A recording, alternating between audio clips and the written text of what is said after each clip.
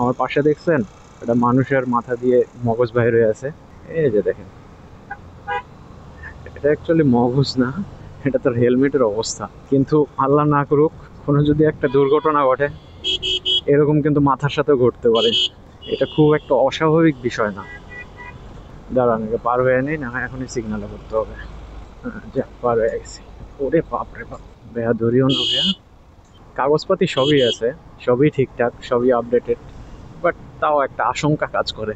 কারণ তারা চাইলে তো অনেক কিছুই মামলা দিতে পারে, আবার যদি চায় সেক্ষেত্রে অনেক কিছু না থাকলেও মামলা নাও দিতে পারে। এই হচ্ছে বিষয়, তাদের উপর পুরো পাওয়ার আছে। যাই হোক, কার মন মানসিকতা কেমন এটা তো আর বোঝা যায় না। তো একটু অ্যাভয়েড করে চলাই বেটার। বিষয় হলো সেটা না, বিষয় হলো যে আমরা কিন্তু এখন অনেক বেশি সচেতন। আমরা সেই 90s 80s-এর মতো এখন অসচেতন না।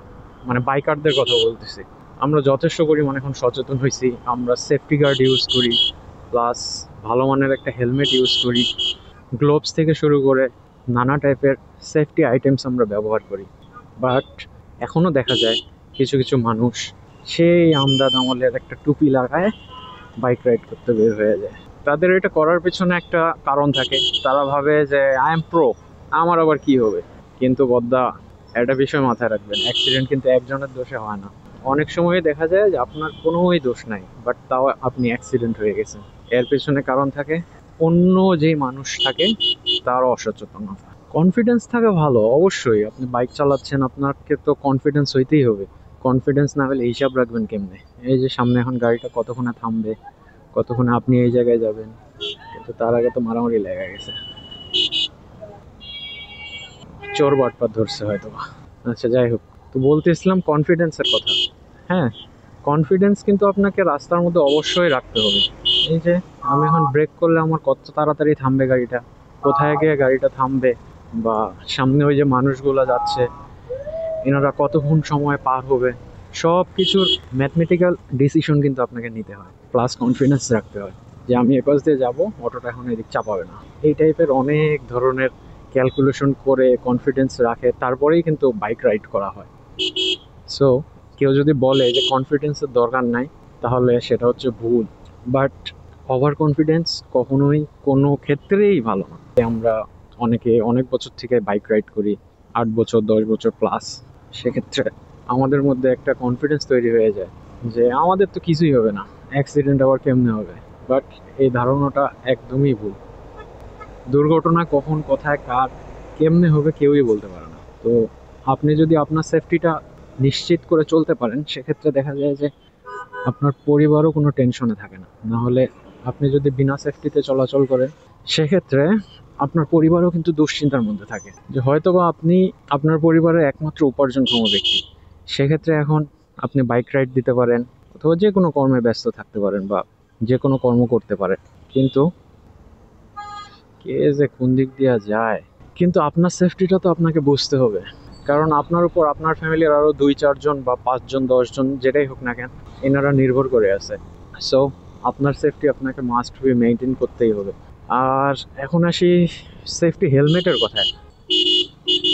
দেখেন, বাইক চালানোর ক্ষেত্রে সর্বনিম্ন পর্যায়ে যেই সেফটিটা পড়ে সেটা হচ্ছে আপনার হেলমেট।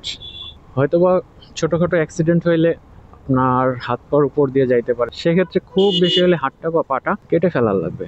কিন্তু মাথার মধ্যে আঘাত পাইলে সেক্ষেত্রে কি করবেন? মাথাটা কেটে ফেলে দিবেন? Is it possible? কখনোই না। তাই ভাই, আপনারা চেষ্টা করেন যে কমপক্ষে যদি পারেন আদার্স অ্যাক্সেসরিজগুলো কিনতে, তাহলে তো খুবই ভালো, আলহামদুলিল্লাহ।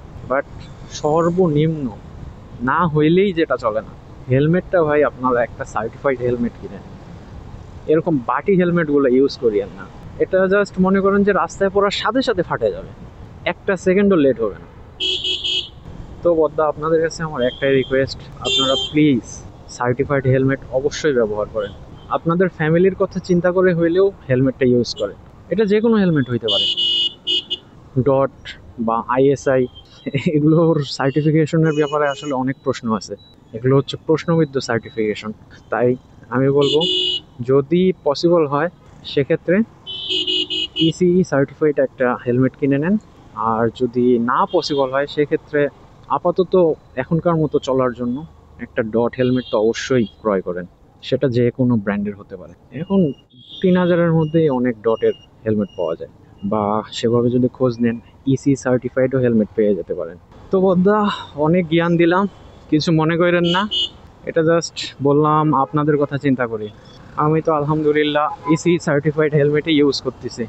আপনাদের একটা মনে করেন বাজেট আছে 3000 বা 4000, এর মধ্যে কোন টাইপের হেলমেট বা কি হেলমেটটা নিলে ভালো হয় সেটা যদি বুঝতে না পারেন, সেক্ষেত্রে আমাকে কমেন্ট করে জানান, আমি ইনশাল্লাহ একটা ভালো কিছু আপনাদের সাজেস্ট করব। ওকে, তো আজকে এই পর্যন্তই, আবার দেখা হবে নতুন কোনো ভিডিওতে, নতুন কোনো ব্লগে। সে পর্যন্ত ভালো থাকেন, সুস্থ থাকেন এবং টাটা।